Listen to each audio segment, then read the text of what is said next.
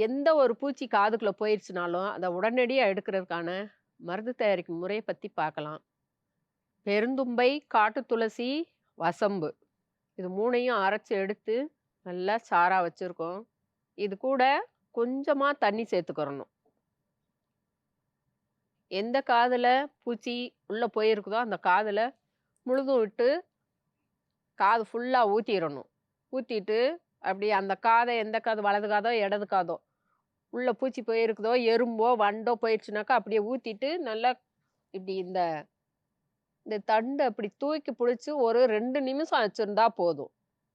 அதுக்கப்புறம் டக்குன்னு இப்படி சாய்ச்சீங்கனாக்கா, கீழ பார்த்தீங்கனாக்கா, அந்த பூச்சியோட வந்து அந்த கீழ வந்து தண்ணியோட சேர்ந்து வந்து விழுந்திருக்கும்.